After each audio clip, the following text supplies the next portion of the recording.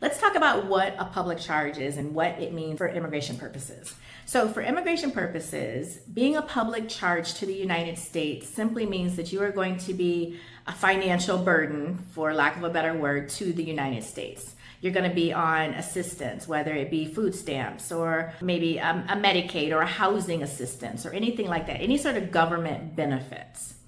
So when you're applying for a green card, there are questions on the I-485 to see if you are going to be a public charge to the United States. It will ask questions like, how far did you go in school? Because they want to know if you have any skills or trades, any education, what your assets and liabilities are for the household, how much income does the household bring in, and how much liabilities does the household have. Well, previously in the past, the public charge only applied to the immigrant.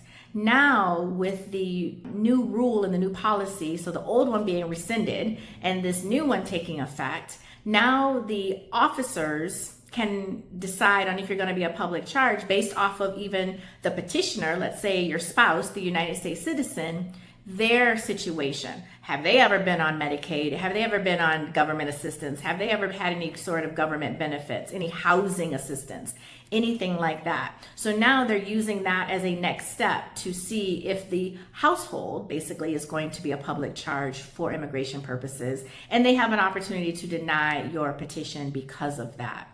This simply means that you all have to be very, very cognizant of what you're writing, and being open, obviously, and honest on your I-485, but understand too that you definitely need to speak with an immigration attorney and have their assistance with this, because the information that's put on that could red flag you. And, things like the Affidavit of Support and stuff like that. So there might be situations where you might need a joint sponsor to move forward. But at the end of the day, those public charge questions are crucial to an application, and you have to make sure that they are filled out properly. So even if you don't, let's say you have a high school diploma, but you have technical skills and you've been working in construction for a long time, things like that, you want to make sure that you're adding that to the information so that they see, you have an opportunity to be able to go out and get a job and work. Therefore, you wouldn't be a public charge to the United States.